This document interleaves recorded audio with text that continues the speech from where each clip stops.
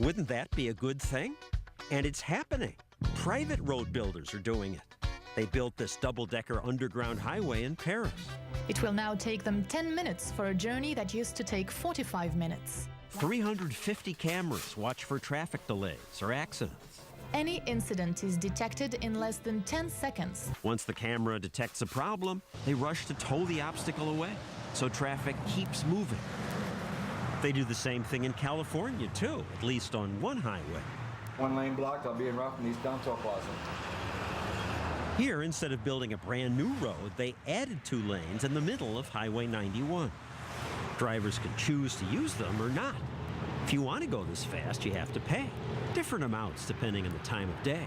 Sometimes $1.50, sometimes $9. But by paying, you save time.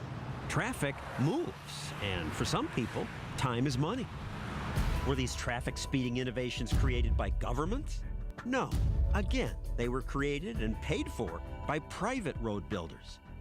Their success made politicians from other states want to try leasing roads. Mayor Daley did it with the Chicago Skyway. Indiana Governor Mitch Daniels leased the Indiana Toll Road to a private company. He got back billions for taxpayers. We received $4 billion free and clear, no taxes, no debt left to our kids. Sounds like a good idea to me. Please improve my commute and let someone else pay to maintain this road. But most people can't even imagine the idea of leasing out one of their roads to a private company. I don't need to pay tolls so that a corporation can make a profit. When Florida considered leasing one of their roads, protesters complained, so politicians shelved the idea. There is no need for a public-private partnership. The governor of New Jersey gave up too, and a private highway idea is dying in Pennsylvania and dead in Texas.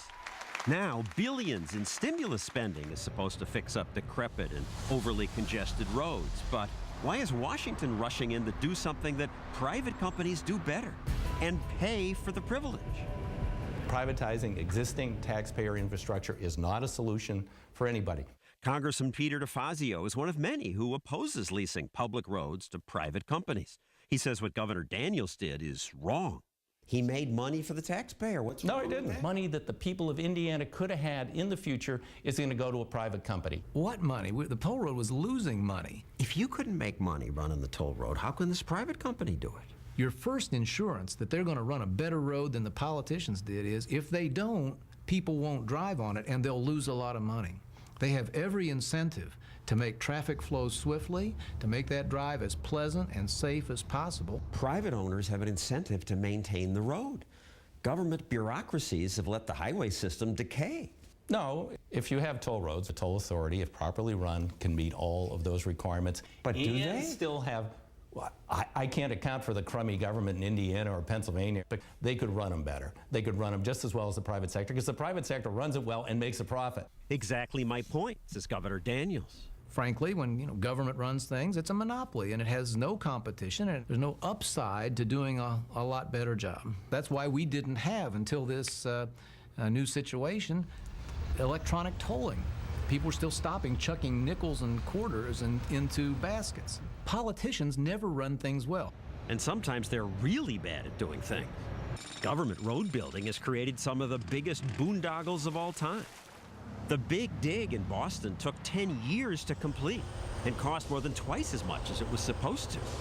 And the government contractor's work was so sloppy, part of it collapsed, killing a woman. So why do so many people instinctively just say, you can't sell the public highways? There are people, frankly, in Congress who can't abide the thought that you might be able to pay for something without going down there and kissing their ring for the money. You only think the government has to run the freeways because you've never thought of the government not running the freeways. But aside from those few exceptions, private roads are mostly dead because protesters and some politicians don't like them. Get ready to stay in traffic hell, though Drew Carey won't have to. It's okay, though, because I have a helicopter. I'm Drew Carey, and I'm out of here in a helicopter. Can you be arrested for doing something your state says is legal? Something that helps people? In America, you bet. A raid by armed federal agents. Federal agents seizing hundreds of pounds of marijuana. All of a sudden, I hear the banging at my front door, and they say, search warrant, open up, open the door, we're gonna tear it down. Authorities raided Charles Lynch's home. I opened the door, and about 10 to 15 agents with shields, bulletproof vests, guns, masks. They came barreling in like this, threw me on the ground there, and one of the agents had a gun to the back of my head. Federal authorities seized 30 pounds of marijuana. What tipped them off to Charlie's marijuana operation? Maybe the ribbon-cutting ceremony that he held. There was never anything underhanded or hidden about it at all. Janice Peters is the mayor of Charlie's town. Here she is at that ribbon-cutting ceremony. City councilmen were here too. So was the head of the Chamber of Commerce. He welcomed the police, the board of supervisors, anybody who wanted to come in any time. That's because medical marijuana is legal here and in 12 other states. Legal because many people say it treats my illness. Melissa Etheridge says that. About 5 years ago, she was diagnosed with breast cancer. Chemotherapy took her hair and made her sick. She says she was only able to sing here at the Grammys because she used marijuana to get through the side effects of chemo. It's so funny because I think marijuana has such a social stigma. Yeah, you're just another rock star trying to get high. Big rock star trying to get high. But when it comes to the medicinal use of this herb, it is nothing about getting high. You're not getting high. You are trying to get to a place of normal. High school student Owen Beck used it too. I was playing soccer and it was really hurting one day when I was running. So I just kind of had to stop playing soccer, and I went and got an MRI, and it was just a medium-sized tumor. Doctors amputated part of his leg and gave him chemotherapy.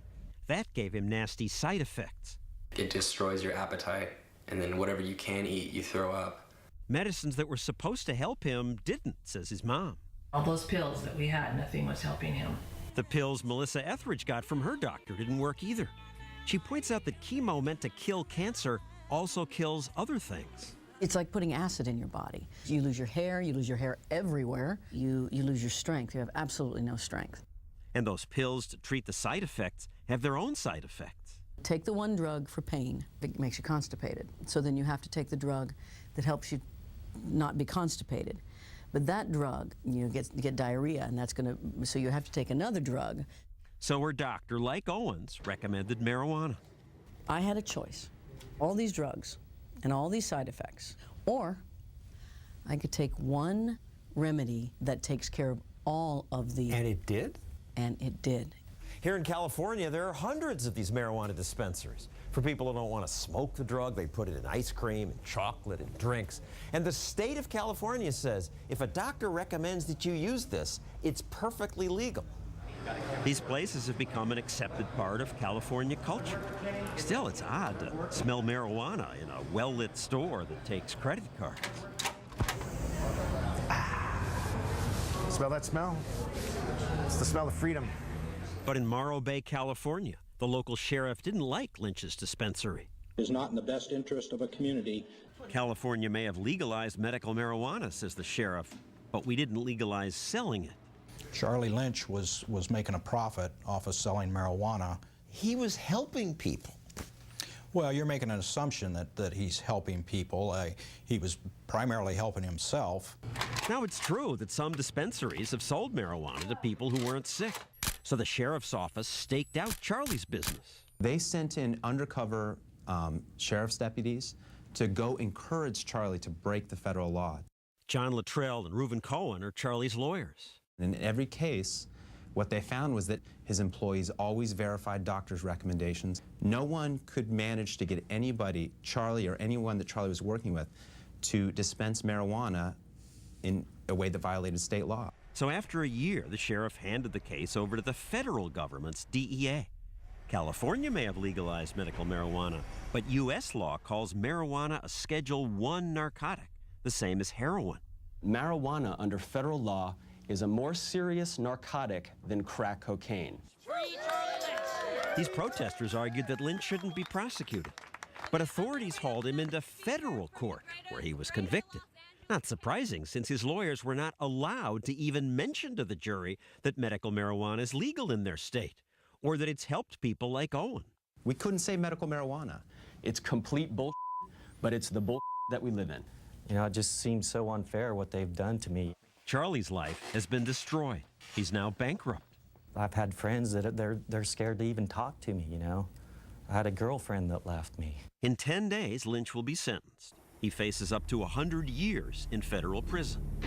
They put the fear of gov, I call that, instead of the fear of God, the fear of government into people.